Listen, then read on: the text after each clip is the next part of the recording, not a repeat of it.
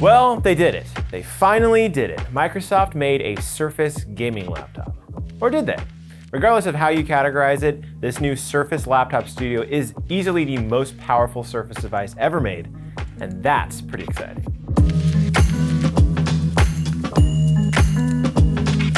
This is Luke with Digital Trends, and in this video I'm going to be breaking down the new Surface PC announcements from the event this morning, specifically the really exciting new Surface Laptop Studio. So if you're pumped to hear more about these announcements, make sure to hit that like button, subscribe to the channel of course, because as soon as I can get my hands on these things, you know we're gonna have full reviews that you don't wanna miss.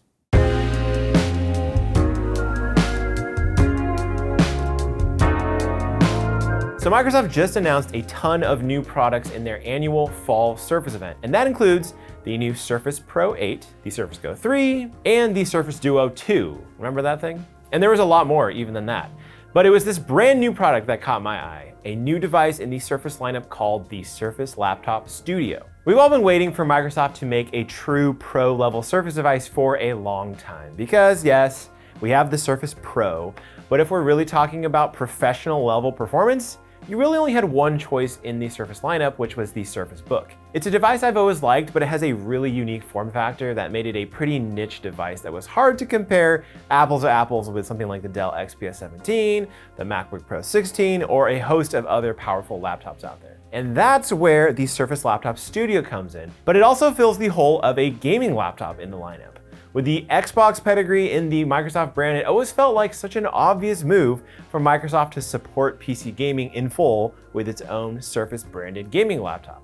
And even though the Surface Laptop Studio isn't only for gaming, Microsoft is marketing its features for smooth frame rates. The Surface Laptop Studio comes with two options for graphics. The base model comes with just the standard Intel Xe integrated graphics, and then there's the model that most people will want, which comes with the NVIDIA RTX 3050 Ti. Now I know what you're gonna say, that's not the most powerful graphics card in the world, I know, but it's a natural step up from the GTX 1660 Ti that was offered in the Surface Book 3. And it's a GPU we've reviewed positively in a bunch of new laptops recently. And that includes, again, the XPS 15, but also the VivoBook Pro 16X and the Acer Swift X. You'll also find it in gaming laptops like the ROG Flow X13 and all sorts of budget gaming laptops that you can buy out there. So you should know what you're getting into here. A lot of games will play at just under 60 frames per second at max settings in 1080p, but it's not gonna do Cyberpunk in 4K with ray tracing on. However, if you do want to reduce settings down and push your frame rates a bit higher, the Surface Laptop Studio comes with a glorious 120 Hz refresh rate. It's been long overdue for premium, non-gaming laptops to get 120 Hz displays, since apparently even iPhones have them now. And it especially makes sense on a laptop like the Surface Laptop Studio, which can actually use a higher refresh rate in games. The crazy thing is Microsoft is also bringing this 120 Hz screen to the Surface Pro 8, which is excellent because smoother animation and scrolling is always a good thing, not just in games. Now, for gaming purposes, do I wish Microsoft had managed to squeeze in an RTX 3060 here instead? Well, yeah, of course, that would have made a huge difference in frame rates, especially with the extra 2 GB of VRAM. This laptop also only has a 35-watt quad-core Intel processor in it, which kind of limits some of its capabilities as a content creation device.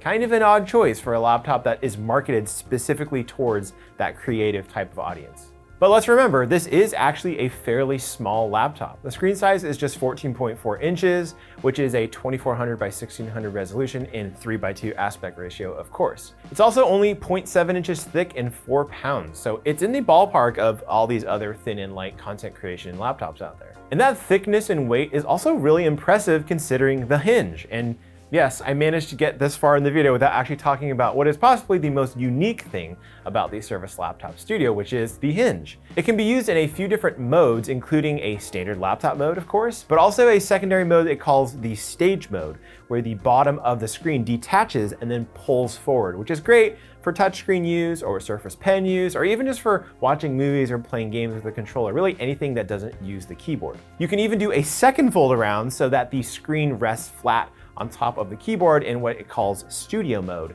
which is a comfortable angle for note-taking and illustration right on the screen. The whole idea and the name, the whole concept takes inspiration, of course, from the Surface Studio all-in-one, which was again absent from the announcements this morning.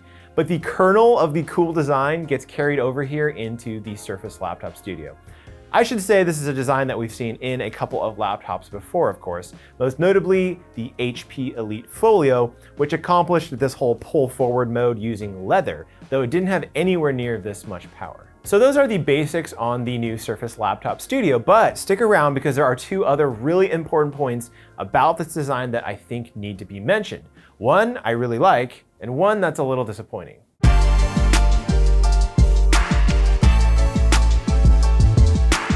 Let's start with the feature I really appreciate that probably won't get very much limelight. The webcam. It has a full 1080p webcam. The Surface Book 3 already had that, but it's a solid step up from the 720p camera in the Surface Laptop 4. And more importantly, it's a sign that manufacturers are finally listening to our complaints and bringing improved video conferencing experiences to laptops, which is where most of us do our video calls. The last thing you need to know about the Surface Laptop Studio is about the port selection, which has its pros and its cons. The good news is we're finally getting Thunderbolt on a Surface device. Can you believe it?